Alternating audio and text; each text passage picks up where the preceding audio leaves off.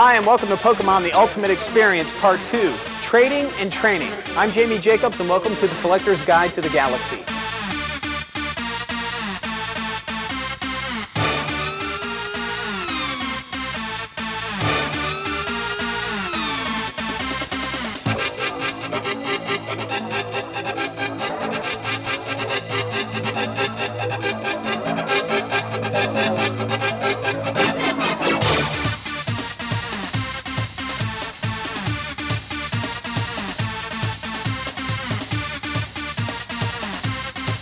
Today we're going to talk to some kids about their secret trading techniques, so hopefully I don't get burned. And we're going to talk to Storm, a Pokemon master, about, well, his techniques in training. And if I'm lucky, I'm going to get to go against him head to head. Storm versus Jamie. Storm versus Jamie? I got to come up with a better name. Storm versus Leopard Boy.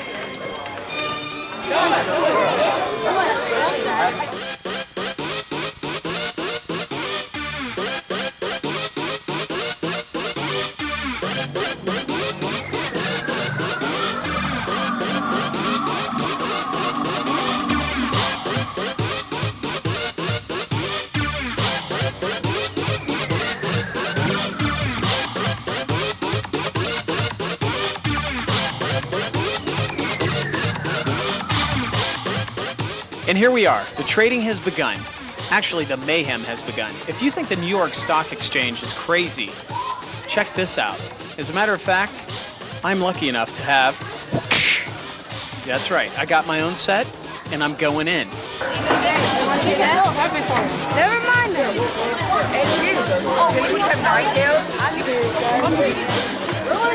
Look at Brian Constantly.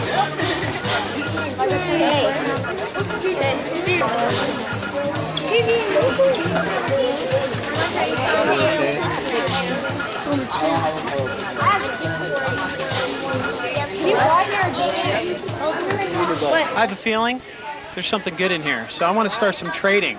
Does anybody want to trade? Huh? Okay, all right.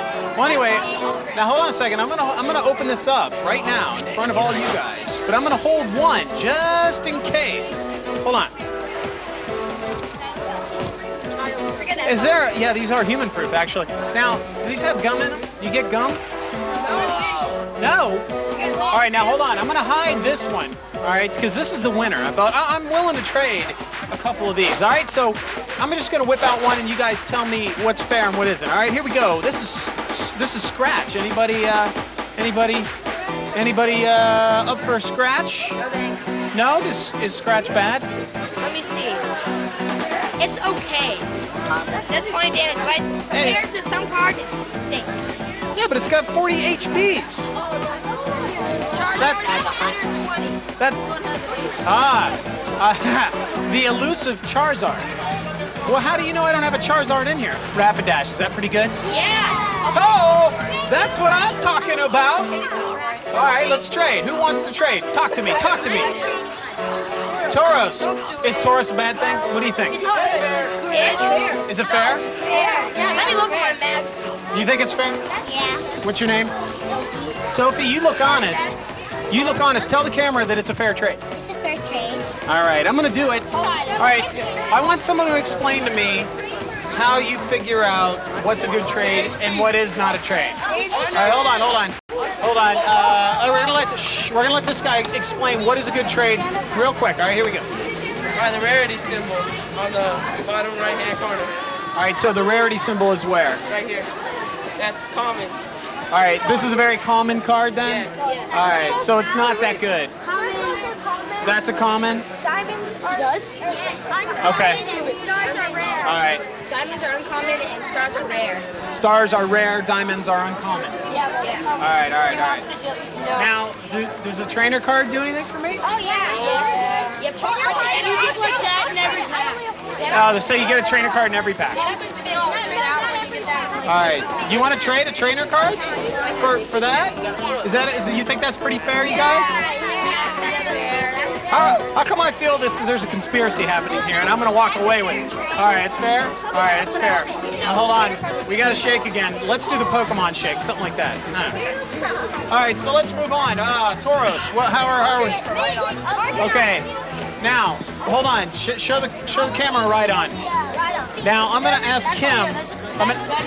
All right, I'm going to ask him. Is this? Do you think this is a fair trade, a Tauros for a Rhydon? Yes, it is.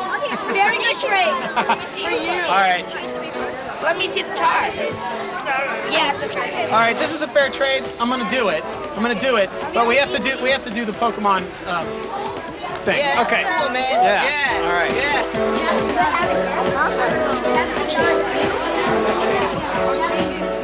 Okay, wait up. I'm gonna buy it.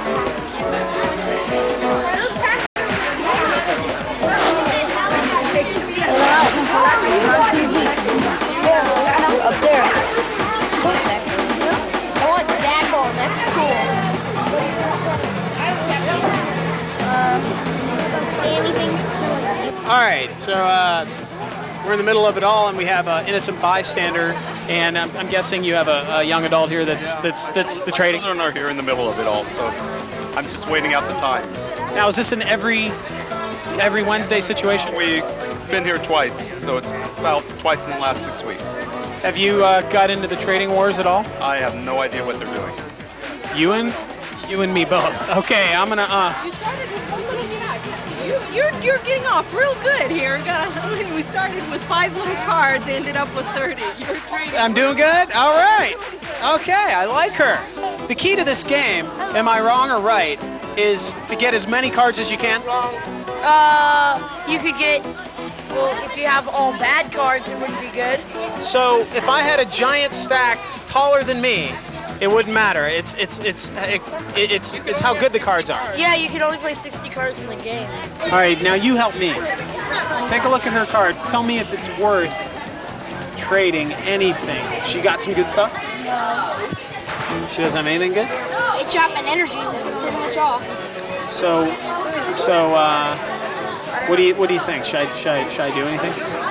That's a foil card for a mid-chop energy. Probably not. But she's so darn cute, isn't she? I mean, what? Yes, she is. No comment on that. No comment on that. She's so darn cute. I feel like I need to give her something. If you have a chance, I got it. What other foils do you have? What other foils do you have? Ninetales. Whoa, what's that? I'm trading Flareon. Yes. Oh, I'm trading Flareon for Charlie. All right. Let me find it. Okay, where is it? It's not even in here. Hey. Let me find it. You need Eevee? All right, we're here with Brett, and I had a quick question about what advice you could give young adults or even adults on their book as far as the cards go. Well, if you're getting them for a collection just because you like the pictures, you like the whole concept of Pokemon, then the best thing is to always try to pick up the rarest ones as easily as possible, as quickly as possible. And when you're trading, don't give away something that you'll be able to reacquire too easily for something that's going to be impossible to replace.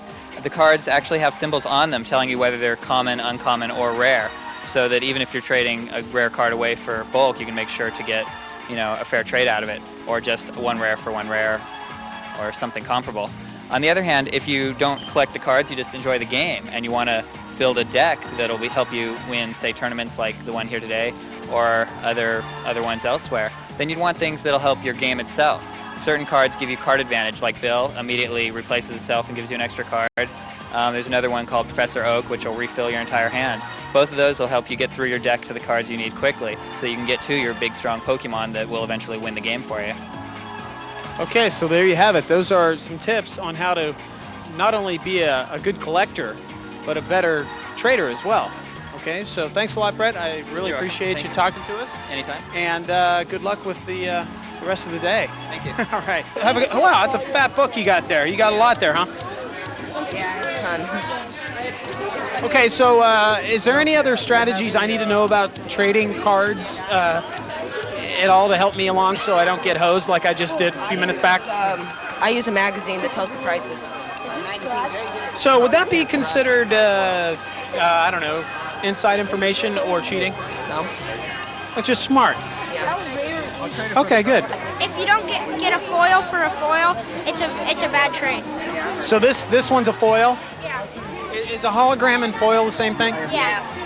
Okay, so there you go. Foil, shiny back, whatever. Okay, so those are 3 names that they're kind of all the same. How long have you been trading? Couple months. Have you had any good trades today? You've had one good trade? What was it? Yen card for a Hypno. So that's a pretty good trade. Did the other guy make out okay too, or what? Yeah. Oh, hey, how you doing? Got any good trades today? Yeah, I almost got him this close, but I traded this kid 3 rares for one of my Zapdoses. I got a good trade. Okay, could you elaborate on the whole rare thing in a Zapdos or whatever? Sure. The rare symbol means it's hard to find in a pack, and if you get it, you're pretty lucky. And the Zapdos, it's one of the 3 legendary mystic birds, and it's pretty hard to get. I had to buy it here from Collector's Galaxy, and I got a pretty good deal off it. I traded him for a Raichu, Jolteon, and Victory Bell, so I got a pretty good trade. Okay, and so have you ever done a trade here where you just totally lost your head and later on figured out that you made the biggest mistake of your life? Yeah, I traded my Charizard away for like these 2 foils, and then I wish I hadn't done it because I had the whole American set, and I was like, and it took me like 2 months to get the whole thing. So I was pretty depressed.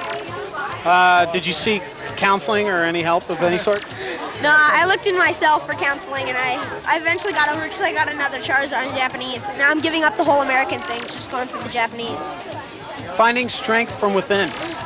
Thank you, sir. Good luck today. Okay. Once where I traded about like 18 cards for 1 Blastoise, which is a really good card. Then I traded back to my friend because I realized that Blastoise was a very good card. Well, the best Pokemon trade I ever did was probably when I got Kangaskhan. Because Kangaskhan is the cheapest Pokemon you can get. And he's the easiest card you can use. So you do is flip a coin 4 times and it's Comet Punch. And you can literally kill every single Pokemon. Except for the Charizard. Want a Nidoqueen? Want a Nidoqueen for your Poliwrath? Hey, do you have Canada? I used to have Canada, but I traded it. Yes,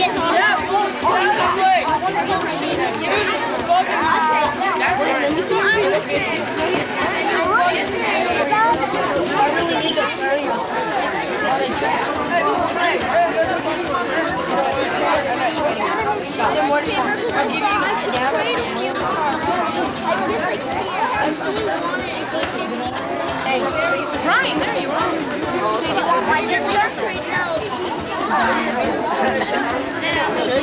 Oh, are you trading chicken? Here's here.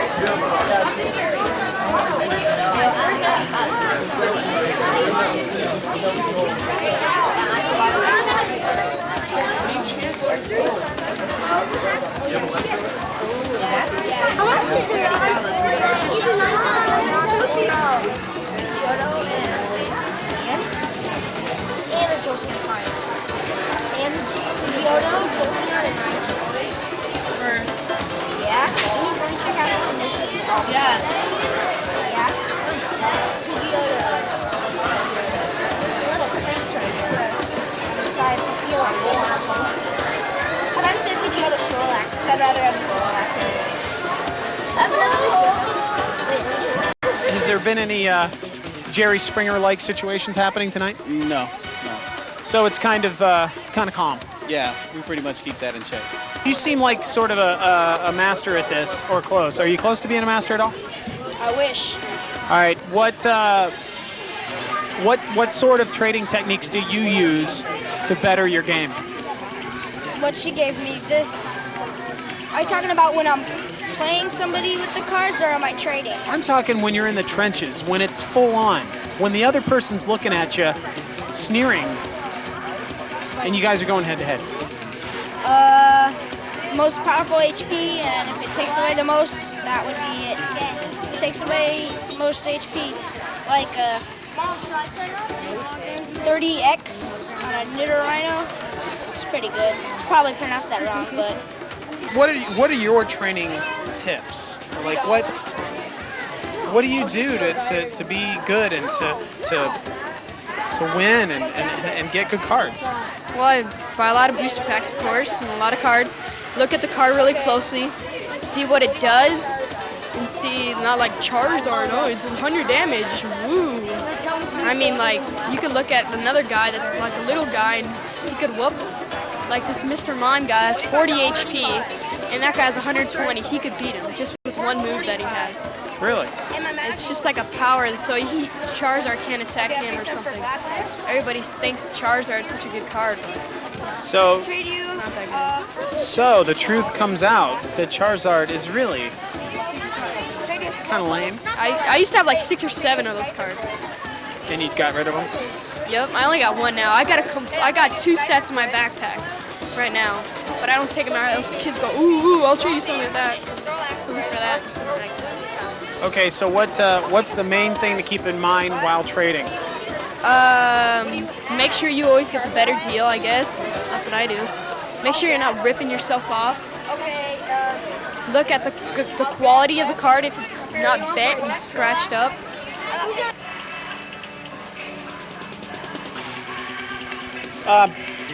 Would anybody like to buy some Star Wars stuff? I mean, we got Jar Jar Binks or a Naboo pistol. So I heard this vicious rumor that Pikachu kicked your butt. Is that true? You know, it was called the Phantom Menace, and well, not even a Phantom in here. Go over there to the excitement. Bye. I'm standing here with Storm, the Pokemon Master, and rumor has it that you were kind of looking in on some of my trading. Yeah, I was taking a peek. Okay, I started with the Jungle Booster. What? And check it out. Look how I did. Well, I got to see the cards before I can tell you how well you did. Sometimes it doesn't matter how many cards you get. It depends on what you get. Oh, you mean so if I have a whole bunch, it doesn't matter, or it could not matter? Yeah, it could not matter. It just depends on the quality of the card and what cards you actually have. Well, I'm going to go ahead and hand them over to you, and you just give me a little synopsis of how I did, okay? All right, here we go. Take a look at them here. Let's see.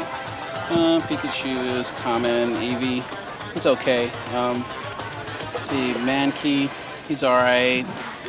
You got a lot of those. You got a lot of duplicates. No foils at all. Okay, so that's bad. Yeah, you want to get foils. For the most part, foils are like the most collectible cards. You know, I could swear I had some of those at one point. Yeah, you did, and you gave them away pretty easily too. Oh, you saw that? Yeah. You got to watch out. Some kids will take advantage of you. They'll tell you they don't really want it, and then you'll sell it for cheaper. So, like when they were all gathered around me and saying, "Oh, do it," I shouldn't have. Yeah, you should have kept on to it. Probably could have got a better card out of it. For the most part, your best card is probably Taurus. Okay, so my best card is Taurus. Yeah. And other than that, you got a lot of commons. So you started out with a couple of pretty good cards, but you wind up getting just a whole bunch of commons, which, I mean, people give them away all day long. All right, so, well, I learned my lesson. I won't do that again. And you witnessed, actually, me losing pretty bad. Yeah, you actually traded again. You gave another kid 10 regular cards for another foil, which kind of gave you another lead back, but then you just kind of gave it away. So. Plus, too, my foil had scratches on it, too, so I didn't notice. Yeah, scratches can bring down the quality of the card. Now, if you're getting cards to trade or getting cards to play, is there a difference? I mean, what's that like? There's a big difference in getting the cards to play and depending on if you're trading. If you're just trading to collect the cards, for the most part, you just want to get the really expensive foils. But if you're trading to build a deck or something like that, sometimes it's okay to get duplicates of commons and stuff like that because your cheapest cards are your basic Pokemon. And if you're building a deck and you're learning how to play the game, you need a lot of those. Okay, so what if I'm trading and I'm unsure of a trade? What do I do? Well, if you're unsure of a trade, basically what you want to do is either have your parent there looking in on you, somebody who's in the store, a specialist like myself, or a collector who's there who's actually running the tournament, the trading or whatever, and basically ask them, or you can even ask your friend. If he's there with you, you ask him, what do you think, but always be sure of a trade. If you're unsure, always ask someone else. Throw in some tips and techniques that are going to help me be a better player. Well, basically to begin with, you want to try to get a lot of cards. You want to use your duplicates. You never want to trade cards that you need because you're trying to complete a whole set, and right now I believe there's 152 cards. So what you do is you get the duplicates that you don't need, and you trade for some of the cards that you do need. When you're trading, like I said before, if you're not sure for a trade, you either ask your friend or a specialist who's on there. For the most part, you can check on the cards. Some of the cards have little symbols at the bottom right-hand corner. Circle represents common, a diamond represents uncommons, and then the stars are rare. And basically, you don't want to trade a rare card for a couple of commons, unless of course you're building a deck or something like that. So again, this reiterates the fact that there is a difference between collecting cards for trading and collecting cards for playing. Exactly, there's a big difference. Let's find out exactly how you would go about trading, and if somebody had something you wanted, how would you do it, and what would you look for from the other person trying to get something from you? Well, for the most part, it depends on what card I'm looking for. But like I said, say for instance, if I'm looking for a Raichu or something, which is a foil electric Pokemon, you don't want to trade like foil cards for regular cards because it will never add up because a foil card is way more valuable than regular cards. You also, what I would do if I'm trading for it, I would offer less than what I'm actually wanting to get it for. Because usually what the person, when they're offering, they're going to try to get you out of more cards. So you just got to kind of wheel and deal back and forth.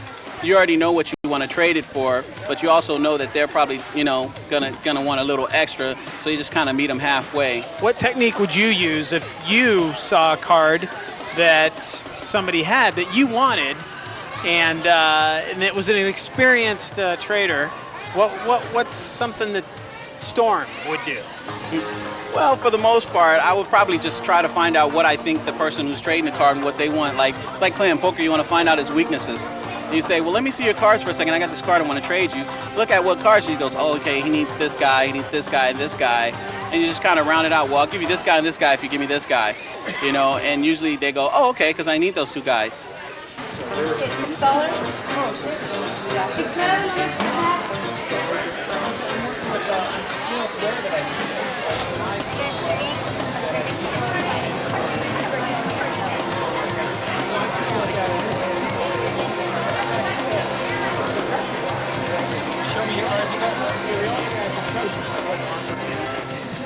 Now remember, if somebody asks to take a Pikachu, say no, because you need this card.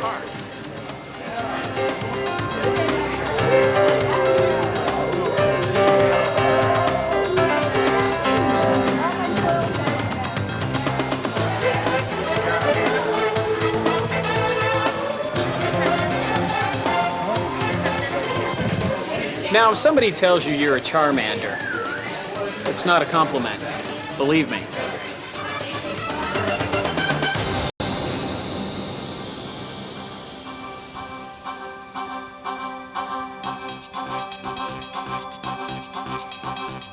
Basically, Pokemon consists of 7 different colors, 7 different elements.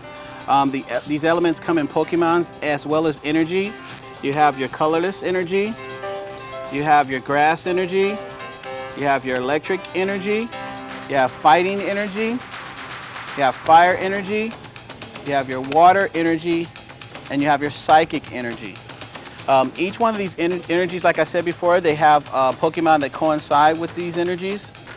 Like with electric, you have Pikachu, he's an electric Pokemon. You have Charmander, who is a fire Pokemon. You have Squirtle, who's a water Pokemon.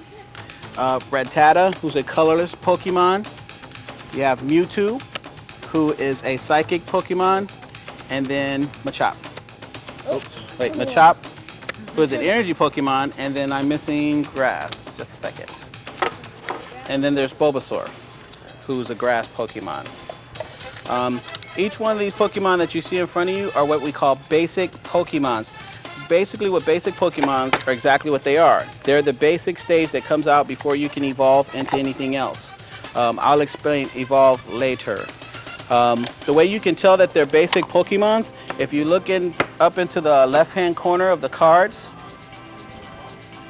you'll see right here it says basic Pokemon. Also, the way that you can tell what type of Pokemon they are is you see this little icon right here in the corner, which is a circle. In the middle of it, it has what element they are. Like Charmander has a flame, just like the fire energy does. Squirtle has a water inside a circle, just like the water energy does. This little symbol, these little numbers right here that has HP next to it, basically what this is the Pokemon's hit points. Some people call it health points, some people call it HP, some people call it hyper points. No matter what you call it, basically what it is Pokemon's lifespan. Basically what it is when he runs out of these hit points, he's knocked out, which means he can't fight anymore. Each Pokemon has different attacks. The attacks are right here under their picture, as you can see, like with Charmander's Scratch. With this emblem right here, he does Scratch for 10. Now this circle right here that's colorless, like this energy down here, that doesn't mean that he needs this specific energy in order to do this attack.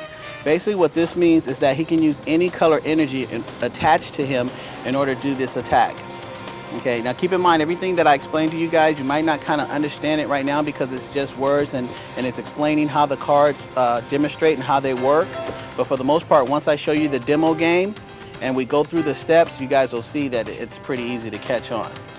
Okay, he does an attack for 10 and basically this is the damage that he does to another Pokemon when he does the Scratch attack. Some attacks require more energy than one, like his only require one. His require one, but it has to be a fighting energy. Like Machop, he does a low kick for 20, but he has to have a fighting energy attached to him. But he only needs one. And for every circle icon that's next to that attack, that's one more energy card that he needs attached to him. Like Bulbasaur's attack, he does Leech Seed, and he needs 2 grass energy attached to him in order to do this attack. Once he does this attack for 20 to the defending Pokemon, he heals himself for 1 counter. Each counter represents 10, so basically he heals himself for 10 points of damage every time he uses an attack. So if he's damaged for 10 points of damage and then he does his attack, it heals him back up completely. Then what you have, after attacks, you have what they call weaknesses. Most Pokemon have weaknesses, some of them don't have weaknesses. Basically what the weakness does is any damage that a Pokemon takes from that specific weakness that he's weak against, he takes double. Say for instance like Charmander, he's weak against water. That means if Squirtle here, because he's a water Pokemon, he attacks Charmander, Charmander would take double. So if he hits him for 10, he would take 20. Then you have what you call resistance. These particular Pokemons don't have resistances, but this one does. Rattata, he has resistance. Basically what he's resistance against is psychic. You see the little circle, it's purple and it has a little icon like this energy. That means he's resistance against Mewtwo's attacks. But he's only resistance up to -30. What this means, if Mewtwo attacks him for 30 points of damage, it does how much? 0. Okay? But if he attacks him for 40, how much does it do? 10. Right, there you go. If he attacks him for 50, he only does 20, and so forth. So you subtract that. It's like he's immune to it, but only up to -30. These are basic Pokemons. Some of them evolve into bigger Pokemon. They're the same Pokemon, they just get a little bit bigger. I'm going to use a couple of them as an example, like like Squirtle. He turns into Wartortle. He also turns into Blastoise, but right now we're just going to use the first stage as an example. He's the same Pokemon. The only difference is that his name changes and he gets bigger. He has more hit points. The way you can tell what card he attaches to, because it has a little picture of Squirtle and also says up at the top that he evolves from Squirtle. So it tells you exactly what you need to do with the card when you get it in your hand. So if you're not sure, just read the text and it'll tell you exactly what you need to do. Then they have what they call the second stage. So far, this is the highest stage that Pokemons evolve into. It's stage number 2. At this point, the Pokemon's at his max, pretty much as he can get. He has more hit points, like with Machamp, he has 100. Right here at the top, it tells you he evolved from Machoke. He has another attack, which costs more energy. He needs 3 fight and 1 of any other color. He's still weak against Psychic, and his retreat cost is 3. He does more damage, which means he does 60 instead of 20, which he was doing when he was Machop. Also, second stage Pokemon get, most second stage Pokemons get what they call a Pokemon Power. Basically what Pokemon Power is, right, it's an extra move. Basically it happens automatically, or you can just use it as often as you like, depending on what the text say. Like with Machamp, basically what his Pokemon does is it does damage to the other person's Pokemon for attacking him, because he's like a big rock, so he gets really big and really hard. So if, say for instance, if Charmander, bless you, so say for instance if Charmander tried to scratch him, he would take 10 damage just for scratching him. He would hurt his hand because he's so hard. You understand what I'm saying? Okay. When you can evolve a Pokemon, you only want to evolve it when you have enough energy to be able to attack with him. Unless, of course, you're going to use him for a big wall, because that's what he becomes. Say, for instance, if you evolve Machamp all the way to stage 2 and he doesn't have the four energy he needs in order to attack, he just becomes a big wall. And he just, the opponent's just hitting him until you knock him out. So what you do is you wait till you have enough energy. That way, once you evolve him, he's ready. He still can attack. He can still put the smash down. And then you have what you call trainers. Basically what trainers do is they help you defend your Pokemon. There's different kind of trainers. I'm just going to go over a few so you guys can get an overview of how they work. There's trainers like Switch. Basically what Switch allows you to do is it allows you to switch your Pokemon without having to use the retreat cost. Remember I explained to you sometimes you have to discard energy in order to run away? Basically what this is kind of like a Pokeball. It's like instead of the Pokemon actively running away himself, you use the Pokemon to bring him back. So it's free. You don't use any energy up doing that. There's trainers which are called like energy removals. Basically what energy removals does is it removes energy from a particular Pokemon, because the object of the game is to build your Pokemon up really big with a lot of energy and to keep your opponent from doing the same. As long as his Pokemon don't have any energy and they're weak, you can knock them out quicker, because the more energy they get, the more they can evolve them, the quicker they can evolve them, and nobody wants to fight against a big Pokemon. There's Gust of Wind. Basically, Gust of Wind is the same thing as Switch, except you use it against your opponent. Because sometimes what will happen is your opponent will have a very big Pokemon that you can't take out with your regular Pokemon, and he has like weak Pokemon on the bench. That allows you to switch. So that way you can bring in the weak Pokemon that you can knock out really quick, and then you get a prize card. So it's like a tactical card, strategic card. Storm, can you only use one of these cards in a game? Or? No, you can use up to 4 in your deck. And say, for instance, if you're playing a hand and you have 1 Squirtle down and you have 4 power pluses, you can put all 4 on him. You can build it up. So he does 50 in one shot. Boom, knock Pokemon out. A lot of times you'll find people who play like that and they win very quickly. Well, I like the way you played. It's fun. It's fun, it's also strategy, and it's like Vegas, it's all in the cards. I mean, seriously. After you draw your card on your turn, which he has already done, the next thing you want to do is play any trainers that you might have that's going to help you out. Like, for instance, Bill. Bill, basically what he does is what? Allows you to get 2 cards. So a lot of times you want to use him immediately. So you say, I'm going to use my trainer Bill, you put him in your discard pile, which is always next to your deck, and then you pull 2 more cards. And those go into your hand. Now, I have an energy removal, which I'm going to use. Basically what that allows me to do is remove his energy. The reason why I want to do that, because what happens is if he puts another fighting energy on Diglett, he can do Mud Slap. That's going to hit my guy for 30, and it's going to knock him out. And I don't want him to do that, because he'll get a prize card, and then he'll be winning. So I'm going to remove that energy. That particular energy he loses, and it goes to this card pile. Now, for the most part, he has 2 fire Pokemon and 1 colorless. He wants to use his colorless because right now all he has is fighting energy. He doesn't have any fire energy, so that's not really going to do him any good. So he wants to use somebody who can use the energy that he has. So he'll put his Rattata on the bench, and then he's going to take his 1 energy for this turn, because you always want your main Pokemon to be attacking. Actually, let me think about that for a second. Either way, he could go both ways. If he wanted to, since Diglett has free retreat cost, which means he doesn't lose energy, he could actually switch this guy since he's hurt, and he can only do 10 he can switch it with this guy and do 20. Okay, so he has this 1 energy he can use. But if he uses Diglett, he'll do 10 to me, but I'll actually take 20 because I'm weak against fighting. So I'll take double. So he could really pretty much go both ways. So it's basically up to him. Since his Diglett is hurt already and he only has 20 more to go, he doesn't want to leave him out here because then that subjects him to be knocked out. So he might want to retreat this guy. He brings up his Rattata. Then he uses his 1 energy. And then he attaches that energy. And like he only needs 1 energy to do bite. And since it's colorless circle, that means he can use any color energy. So he attaches to fighting. Okay. There's 3 ways you can lose or win in this game.